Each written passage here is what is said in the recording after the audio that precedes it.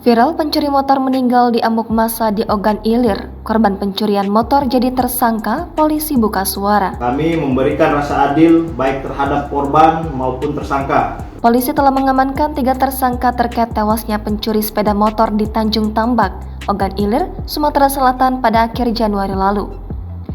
Ketiga orang yang diamankan yakni Juandi, Sali, dan Darmawan pada Jumat 17 Februari malam. Juandi adalah pemilik motor yang dicuri oleh Eko. Kasat Reskrim Polres Ogan Ilir AKP Ragan Kusumawardani pada Selasa 28 Februari menjelaskan dasar penetapan 3 tersangka. Kronologi tewasnya pelaku pencurian sepeda motor bernama Eko, 34 tahun, berawal saat tersangka Juandi datang ke pangkas rambut di Desa Tanjung Tambak, Kecamatan Tanjung Batu, pada Selasa 31 Januari petang. Sepeda motor Honda Beat Street warna hitam dengan plat nomor F2023FFU milik Juandi diparkir di depan pangkas rambut dengan kunci masih tertancap di kontak motor. Saat Juandi sedang memangkas rambut, datang pelaku curanmor bernama Eko ini. Pemilik pangkas rambut dan Juandi lalu meneriaki maling ke Eko yang sedang mengendarai sepeda motor curian tersebut. Karena diteriaki maling oleh warga, pelaku meninggalkan sepeda motor dan melarikan diri ke dalam perkebunan seputar TKP. Sempat ada beberapa warga yang dapat menghentikan pelaku, namun menurut polisi, pelaku yang terdesak lalu mengeluarkan sebilah pisau dari pinggangnya. Pisau itu untuk mengancam warga agar tak berani mendekat, dan saat itulah warga yang berkumpul semakin banyak hingga membuat Eko melarikan diri. Warga yang sudah berkumpul diperkirakan berjumlah lebih dari 100 orang mengejar Eko yang terdesak di pinggir sungai. Saat itulah Juandi dan seorang tersangka lainnya mengambil kayu dari sekitar rawa untuk memukul Eko hingga terjatuh. Karena kembali terdesak, Eko menceburkan diri ke dalam rawa untuk melarikan diri sampai ke seberang rawa yang tembus ke kebun karet milik warga. Di seberang rawa, massa sudah menunggu pelaku dan memukulnya dengan menggunakan benda tumpul, di antaranya menggunakan kayu. Eko kemudian meninggal dunia. Selain ketiga tersangka, polisi mengamankan barang bukti berupa motor curian dan motor milik pelaku yang jadi korban tewas. Barang bukti lainnya yakni kayu untuk memukul korban hingga tewas dan alat bukti berupa 6 rekaman video pengeroyokan. Pada perkara ini, polisi telah memeriksa sebanyak 10 orang saksi dan masih akan terus melakukan pengembangan. Para tersangka dijerat pasal 170 KUHP ayat 2 poin ketiga tentang penganiayaan secara bersama-sama atau pengeroyokan yang mengakibatkan matinya orang. Ancaman hukumannya maksimal 12 tahun penjara. Regan mengungkapkan banyak narasi yang beredar di media sosial bahwa korban pencurian yang dijadikan tersangka.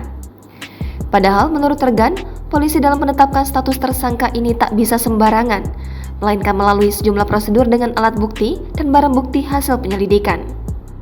Penetapan status 3 tersangka berdasarkan fakta-fakta di lapangan, olah TKP, pengumpulan keterangan saksi-saksi, barang bukti di TKP, dan rekaman visual pada saat kejadian.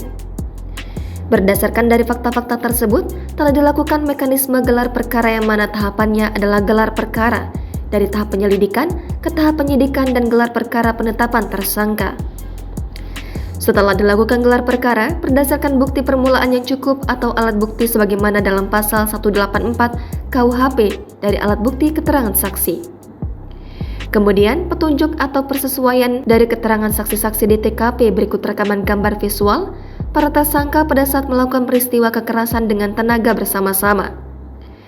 Pengeroyokan tersebut mengakibatkan pencuri motor tewas dan itu dibuktikan melalui alat bukti luka korban yang diterangkan pada visum et repertum.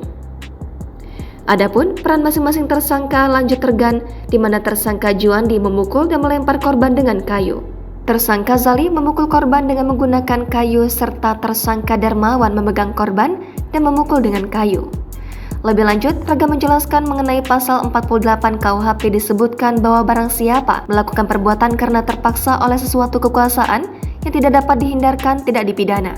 Berdasarkan fakta-fakta tersebut dan fakta-fakta hasil penyelidikan dan penyidikan bahwa sepeda motor korban yang menjadi objek dari perkara curanmor yang dilaporkan oleh tersangka TSKJ sebelumnya sudah diamankan oleh saksi.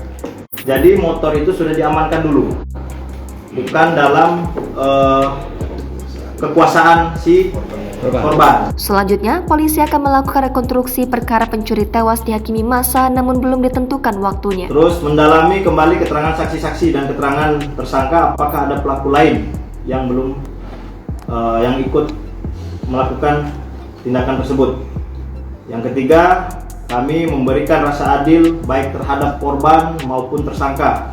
Pihak penyidik akan segera melengkapi berkas perkara dan mengirimkan kepada penuntut umum guna mendapatkan putusan pengadilan. Kapolres Ogan Ilir, AKBP Andi Baso Rahman mengatakan, belajar dari kasus ini, masyarakat diminta untuk tak main hakim sendiri jika tak ingin berurusan dengan hukum. Dan yang terakhir, menghimbau kepada masyarakat luas, khususnya Kabupaten Ogan Ilir, tidak melakukan aksi perbuatan main hakim sendiri. Jangan lupa subscribe, share, komen, dan like ya!